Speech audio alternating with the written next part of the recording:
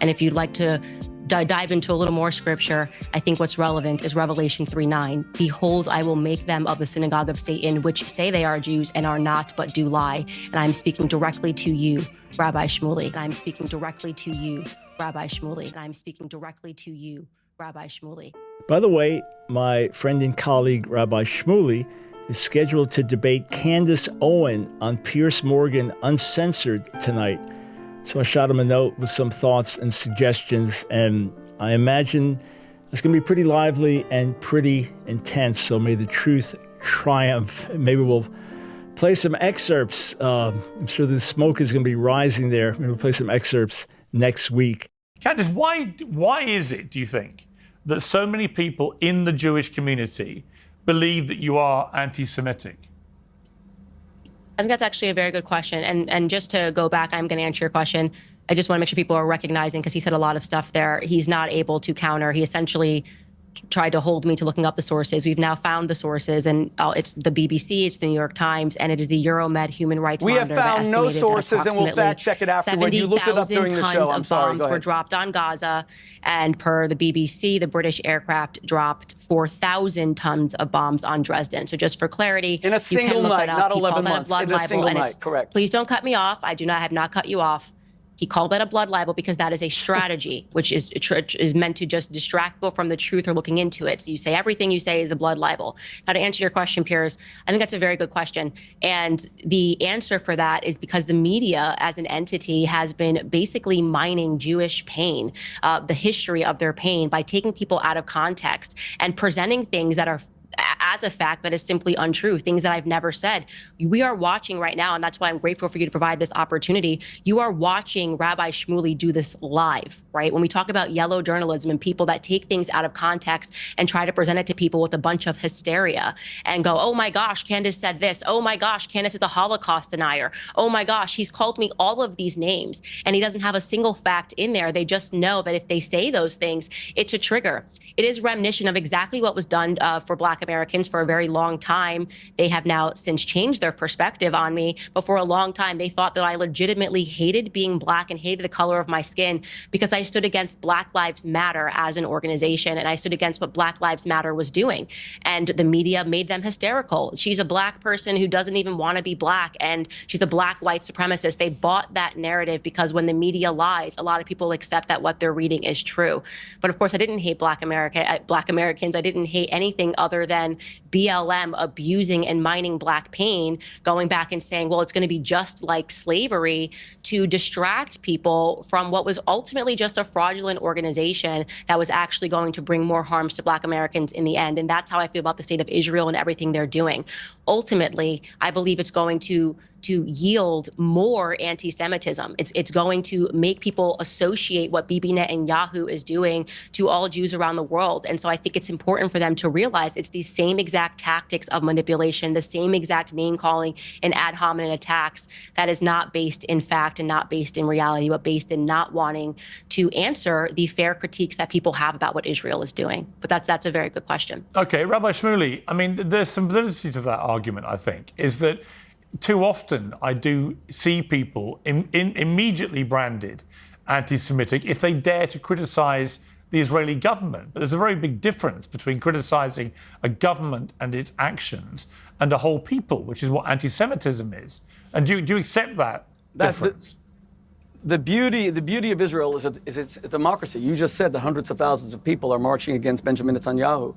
I welcome those protests. It shows that even during war, listen, in 1864, the United States had a presidential election. Some people wanted to cancel it, saying that how could you elect Lincoln when there's a civil war? And they still had the election. Israel's the same.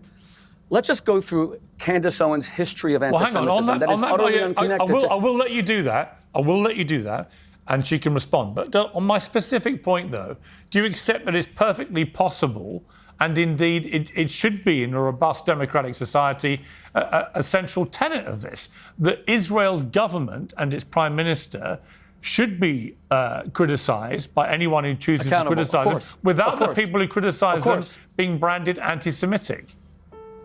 Of course. I am a very close friend of Netanyahu, and I criticize him allowing Qatar. Qatar is one of the most duplicitous, evil governments in the world. They house all of the leaders, the billionaire leaders of Hamas. I criticize Benjamin Netanyahu, my dear friend, for allowing money to go into Hamas in the belief that they could be bought off.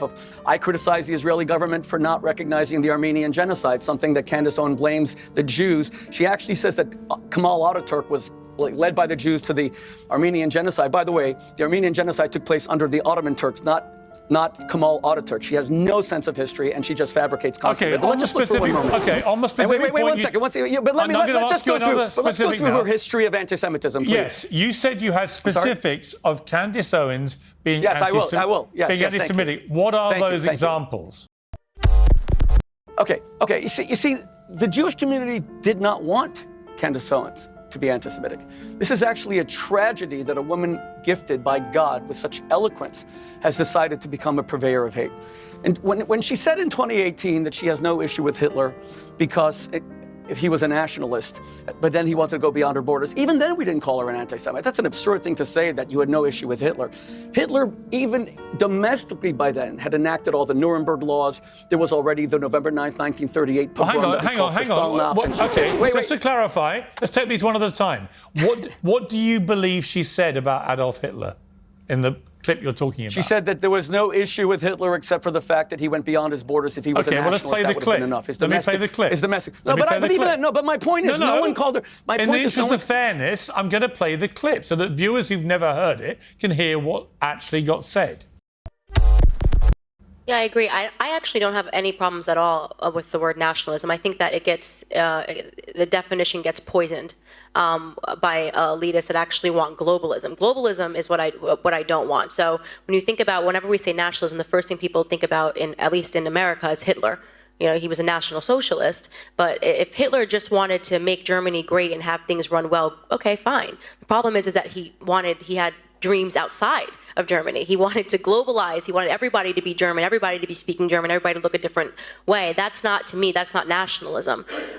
So in thinking about how it could go bad down the line, I don't really have an issue with nationalism. I really don't. I think that it's okay. It's important to retain your country's identity and to make sure that what's happening here, which I think is incredibly worrisome in terms of the decrease in the birth rate that we're seeing in the UK, is what you kind of want to avoid. So I don't have anything I have no problems with nationalism. It's globalism that I try to avoid. So Candace, on that specific point, would you say that Rabbi Shmuely has categorized it correctly or not? He's just openly lying, and that's why he didn't want you to play the clip. I was in the UK, by the way.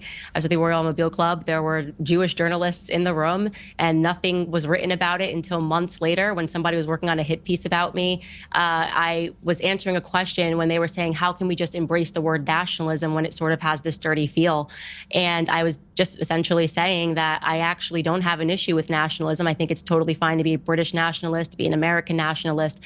And the problem is that it's wrongly attributed. That word, I think people instantly associate it with Adolf Hitler.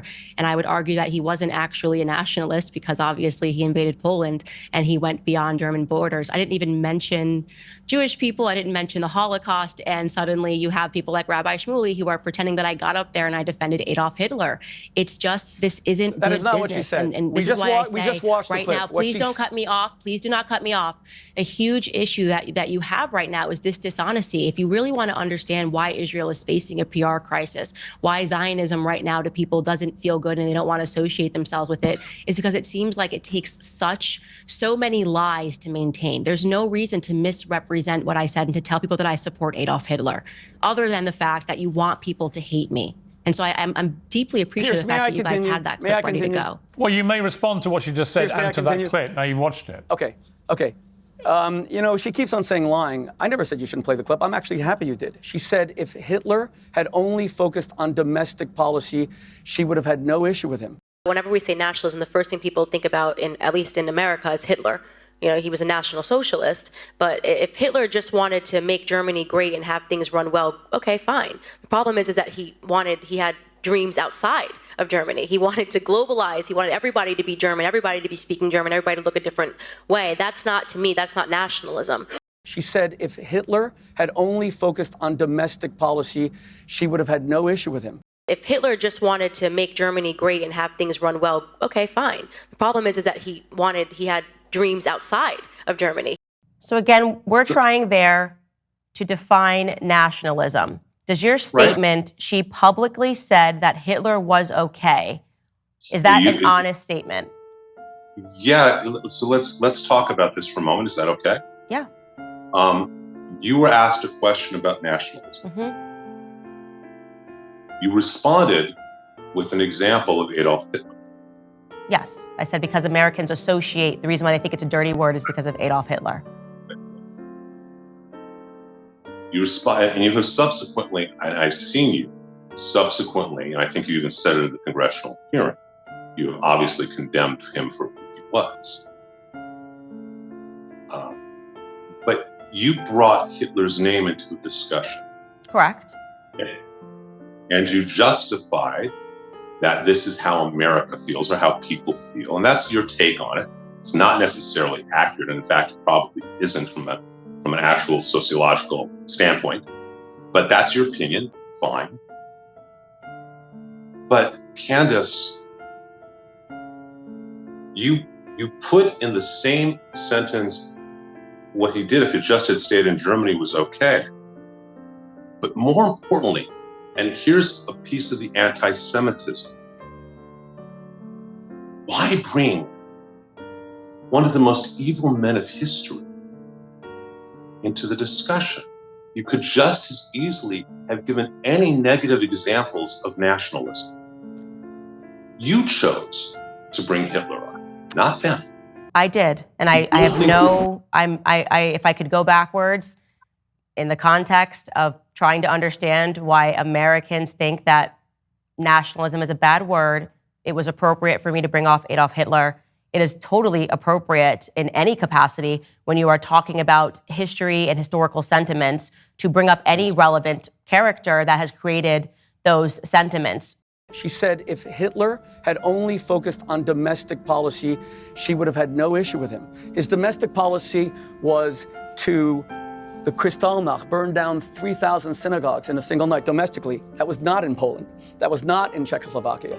His domestic policy was the 1934 Nuremberg laws. His domestic policy was a complete dictatorship where he destroyed the Bundestag and subjected and created Dachau under Himmler. So those are the historical facts. Now but what I said was, even then, the Jewish community gave her a pass. She explained it. One mistake, people make mistakes.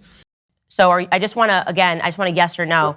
After watching that, I want to make sure we don't run out of time here. After watching that in context, do you think it is fair that you wrote, she publicly said that Hitler was okay? Hitler was okay. Yeah. Yes, by bringing me even into the conversation, yes, I do. The Jewish community gave her a pass. She explained it. One mistake, people make mistakes. By the way, my friend and colleague, Rabbi Shmuely, is scheduled to debate Candace Owens on Piers Morgan Uncensored tonight.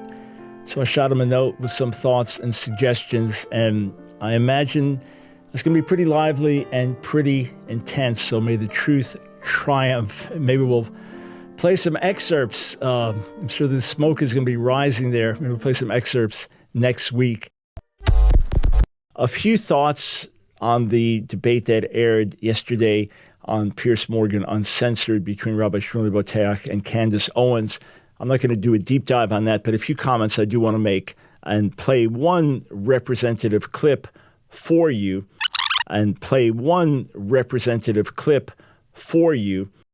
What we're going to do right here is go back. Maybe we'll play some excerpts. I'm sure the smoke is going to be rising there. Maybe we'll play some excerpts next week. A few thoughts on the debate that aired yesterday on Piers Morgan Uncensored between Rabbi Shmuely and Candace Owens. I'm not going to do a deep dive on that, but a few comments I do want to make and play one representative clip for you. Yep. Hey, Mom, Dad, have you ever had that with your kids? Say something nice about your brother or your sister? What's your thoughts? Please be respectful with your comments. Also, please click the like, click the notification bell, and subscribe to this channel. Listen, Genesis chapter 11 verse 10 explains the genealogy of Shem. Shem was a black man in Africa. If you repeat this back, Genesis 14 verse 13 Abraham steps on the scene. Being a descendant of Shem, which is a fact, means Abraham too was black. Abraham, born in the city of a black man, called Nimrod, grandson of Ham. Ham had 4 sons. One was named Canaan. Here, let me do some explaining. Abraham, Isaac was Jacob had 12 sons, for real, and these were the children of Israel. According to Genesis chapter 10, these were the children of Israel. According to Genesis chapter 10, these were the children of Israel. According to Genesis chapter 10.